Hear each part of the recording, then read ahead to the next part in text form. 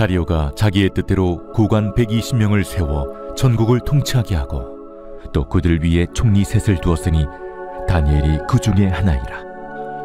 이는 고관들로 총리에게 자기의 직무를 보고하게 하여 왕에게 손해가 없게 하려 함이었더라. 다니엘은 마음이 민첩하여 총리들과 고관들 위에 뛰어나므로 왕이 그를 세워 전국을 다스리게 하고자 한지라. 이에 총리들과 고관들이 국사에 대하여 다니엘을 고발할 근거를 찾고자 하였으나 아무 근거, 아무 허물도 찾지 못하였으니 이는 그가 충성되어 아무 그릇됨도 없고 아무 허물도 없음이었더라. 그들이 이르되 이 다니엘은 그 하나님의 율법에서 근거를 찾지 못하면 그를 고발할 수 없으리라. 이에 총리들과 고관들이 모여 왕에게 나아가서 그에게 말하되 다리오 왕이여 만수무강하옵소서. 나라의 모든 총리와 지사와 총독과 법관과 관원이 의논하고 왕에게 한 법률을 세우며 한 금령을 정하실 것을 구하나이다. 왕이여, 그것은 곧 이제부터 30일 동안에 누구든지 왕에게 어떤 신에게나 사람에게 무엇을 구하면 사자굴에 던져 넣기로 한 것이니이다. 그런즉 왕이여, 원하건대 금령을 세우시고 그 조서에 왕의 도장을 찍어 메대와 바사에 고치지 아니하는 규례를 따라 그것을 다시 고치지 못하게 하옵소서. 이에 다리오 왕이 조서에 왕의 도장을 찍어 금령을 내니라. 다니엘이 이 조서에 왕의 도장이 찍힌 것을 알고도 자기 집에 돌아가서는 윗방에 올라가 예루살렘으로 향한 창문을 열고 전에 하던 대로 하루 3번씩 무릎을 꿇고 기도하며 그의 하나님께 감사하였더라.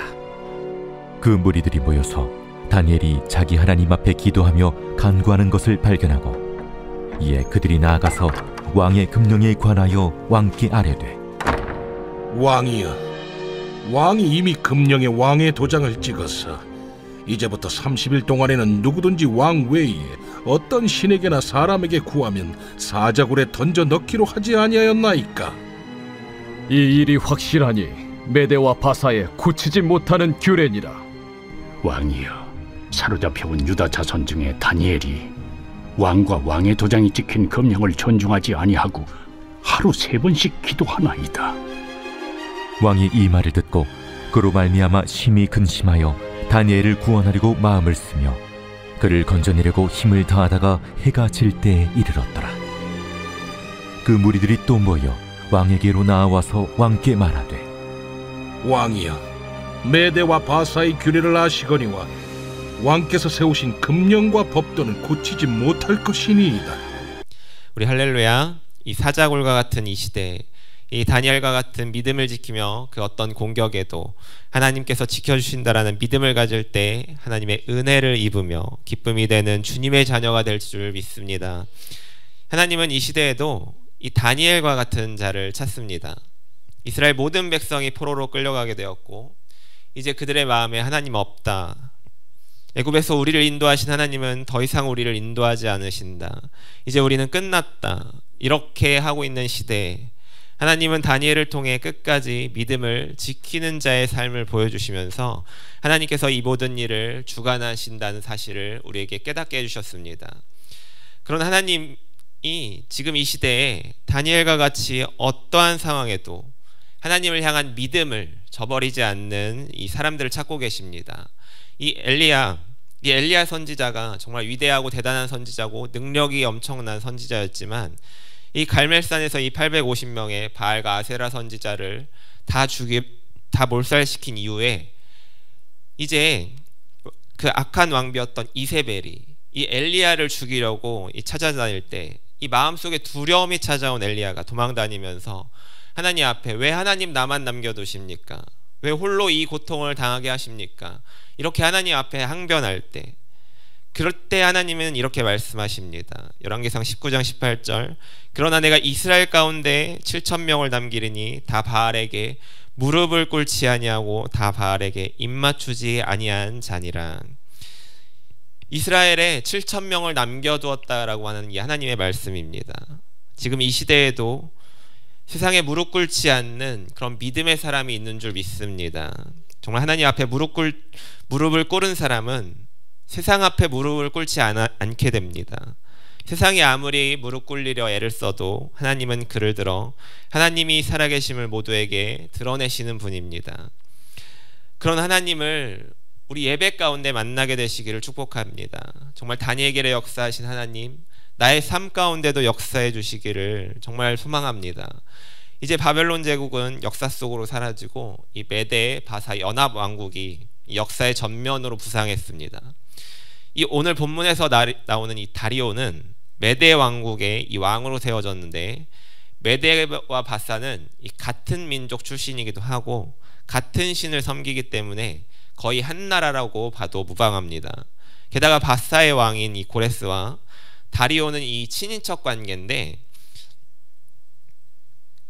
그 고레스의 외삼촌이자 장인어른이 바로 오늘 나오는 다리오입니다. 다리오는 메대 바사의 전반적인 내정을 담당했고 2년 정도를 통치하고 두 나라를 하나로 합쳐서 통합왕국의 왕으로 고레스가 이렇게 등극하게 됩니다. 그렇게 나라 초기에 기틀을 잡은 이 다리오 왕이 특별하게 중요한 인물이 있는데 바로 본문에 나오는 다니엘입니다. 어제도 이야기했듯 다니엘의 나이가 이제 대략적으로 80살이 가까운 나이입니다. 그럼에도 그 다리오는 이 다니엘을 중용합니다. 120개 도를 나눠서 각 도에 도지사를 세워서 또 통치하게 하고, 그들 위에 3명의 총리를 세우는데 그 중에 한 명이 다니엘이고, 그리고 그 3명의 총리들 중에서도 최고로 치는 사람이 바로 다니엘이라는 겁니다. 그럼 다니엘이 얼마나 뛰어난 인물인가, 얼마나 뛰어나길래 나이가 들었음에도 불구하고 이렇게 높은 위치에 세워지고 왕이 3번이나 바뀌었는데도 이렇게 총애를 받는 것인가, 이렇게 생각을 해볼 수 있습니다. 그리고 다니엘은 이 다음 왕, 즉 고레스 때까지도 다니엘은 총리를 담당합니다. 그러니까 미국을 생각해보면 부통령을 4번을 했다거나, 우리나라라면 대통령이 4번 바뀔 동안 비서실장을 계속했던 이런 인물이 바로 다니엘이라는 사람입니다. 그런 다니엘을 이 성경에서는 어떻게 표현하고 있는지를 오늘 이 시간 다 함께 살펴보기를 원합니다. 첫 번째로 다니엘은 마음이 민첩한 사람이었습니다. 이 3절에 보시면 다니엘은 마음이 민첩하여 총리들과 고관들 위에 뛰어남으로, 이 마음이 민첩하다, 잘 감이 안 올 수가 있습니다. 결정이 빠르다는 건가, 아니면 왕의 마음을 빠르게 파악했다라는 건가, 그렇게 생각해 볼 수 있지만 영어 성경에 보면 excellent spirit이 함께했다라고 나옵니다. 즉 탁월한 영이 함께했는데 이 영이 바로 성령님입니다.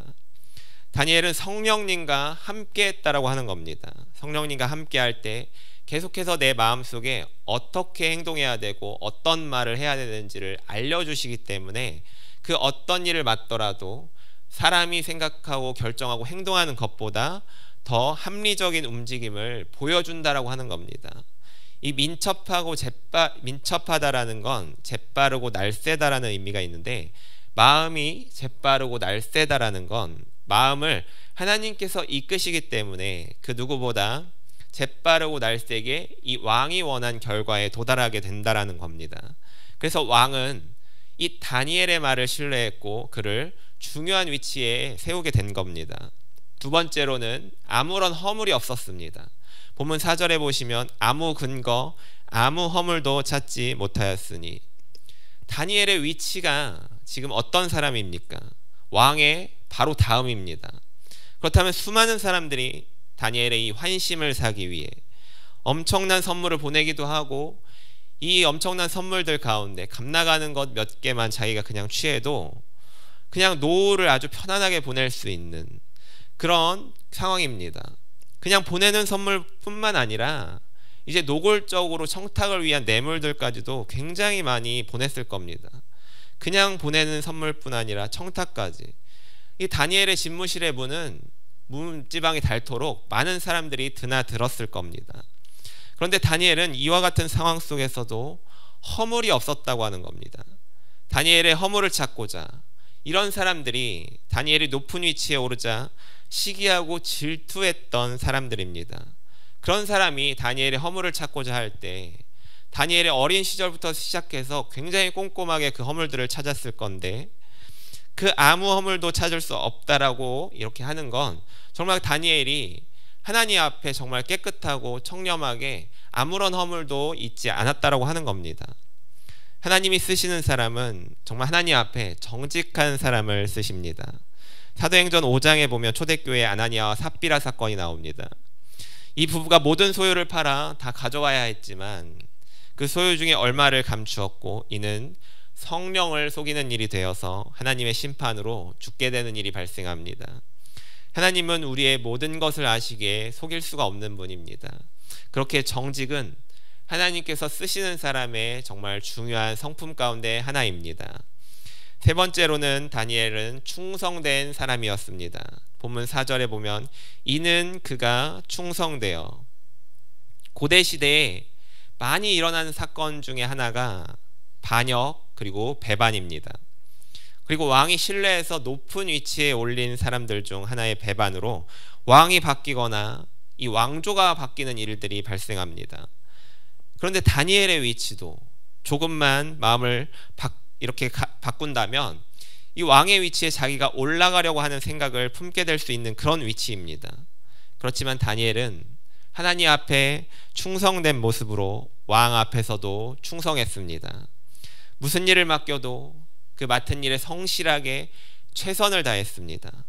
왕이 보든 왕이 보지 않든 자기가 맡은 일에 할 수 있는 최선의 노력으로 충실하게 수행하는 것, 바로 충성입니다. 이는 모든 것을 보시는 하나님 앞에서 다니엘은 충성을 훈련받았기 때문입니다. 그렇게 누가 보든 보지 않든 그것과 상관없이 자기가 맡은 일에 최선을 다하게 된 겁니다.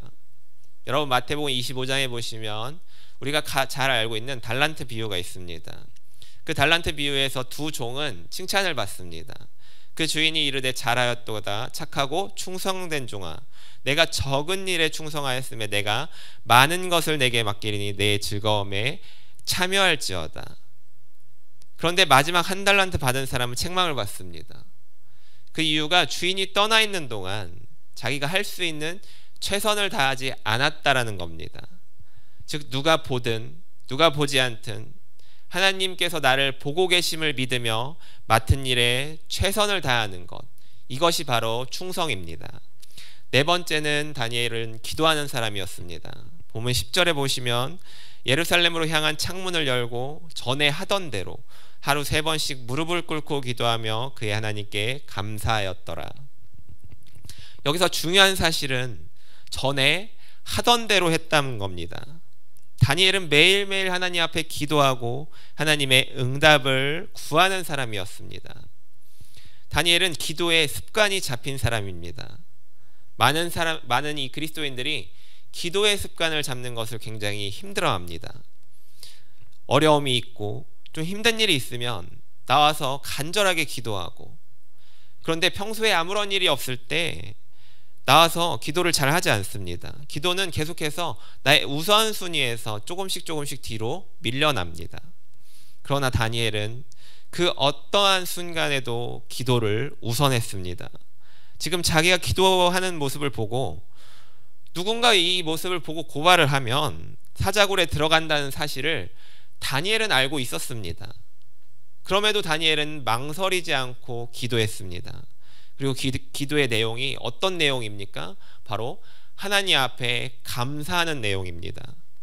그 어떤 사람이 이 순간 감사할 수가 있습니까?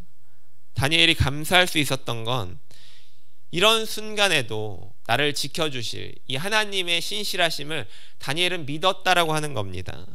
그렇게 나를 지켜주시는 하나님을 경험할 수 있다는 이 사실이 다니엘에게 감사로 기도를 드릴 수 있는 이 원동력이었던 겁니다. 마지막 5번째, 다니엘은 왕의 사랑을 받는 사람이었습니다. 본문 14절을 보시면 왕이 이 말을 듣고 그로 말미암아 심히 근심하고 다니엘을 구원하려고 마음을 쓰며 그를 건져내려고 힘을 다하다가 해가 질 때에 이르렀더라. 이렇게 큰 나라의 왕이 다니엘 한 사람, 그냥 다른 사람을 세워도 되는데 그 한 사람을 구원하기 위해서 정말 최선을 다하고 정말 왕이 할 수 있는 모든 고민을 짜내서 그 왕을, 그 다니엘을 구원하려고 애썼다라고 하는 겁니다. 그 누가 나를 이토록 아껴주고 사랑해주고 나의 생명을 살리기 위해서 애를 쓰겠습니까? 나의 주변에 아무도 이런 사람이 없다라고 내가 생각할 수 있습니다. 그 누구도 나에게 이렇게 하지 않는다라고 내가 생각할 수도 있습니다. 그런데 중요한 사실 한 가지가 있는데, 바로 우리 하나님께서, 왕 중에 왕이신 이 하나님께서 바로 우리를 구원하시기 위해 온 마음을 쓰고 나를 건져내시려고 하나님께서 하실 수 있는 모든 능력을 사용하시고 하나님께서 사용하실 수 있는 모든 시간을 나에게 쏟으셔서 나를 구원에까지 이르게 하신다라는 사실입니다.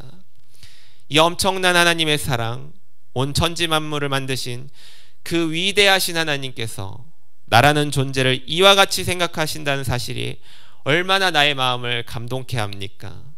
저와 여러분은 이런 하나님의 사랑을 받는 존재입니다. 너무도 보잘것없고 연약하고 내세울 것 하나 없는 죄인이었지만 사랑받을 만한 조건이 눈에 보이지 않고, 그럼에도 불구하고 하나님은 나를 위해 그분의 온 전심으로 나의 구원을 위해 지금도 일하고 있다라는 사실입니다. 우리 모두가 다니엘이 사자굴에 들어갔지만 살아났음을 알고 있습니다. 나의 인생에서 내가 처한 상황, 아무런 뾰족한 수가 보이지 않고 내가 어떻게 해야 할지 모를 때, 무엇이 나에게 더 나은 것인지, 무엇이 하나님께서 뜻하시는 것인지 모르고 혼란스러울 때, 하나님은 그런 나를 보시고 불쌍히 여기시며 나를 구원할 여러 방법들을 이렇게 생각하시고 나에게 어떠한 것이 가장 좋을지를 고민하시고, 그리고 가장 극적으로 하나님이 드러나시는 그 순간을 기대하며 기다리시는 분, 그분이 바로 우리 하나님이십니다. 그런 하나님을 신뢰하며 나아가실 때 우리의 믿음에 온전하게 응답하시는 분임을 믿으며 나아가시는 모든 성도님들의 인생이 되시기를 축복합니다. 기도하겠습니다. 나의 연약함, 나의 부족함, 나의 강팍함, 그럼에도 불구하고 나를 사랑하시는 하나님의 사랑을 매일매일 깨닫는 은혜를 부어 주옵소서. 나는 사랑받을 만한 자격이 없지만 자격이 없는 나에게 부어지는 풍성한 은혜를 깨달으며 그 은혜로만 살아가는 내가 되게 하옵소서. 예수님의 이름으로 기도합니다. 아멘.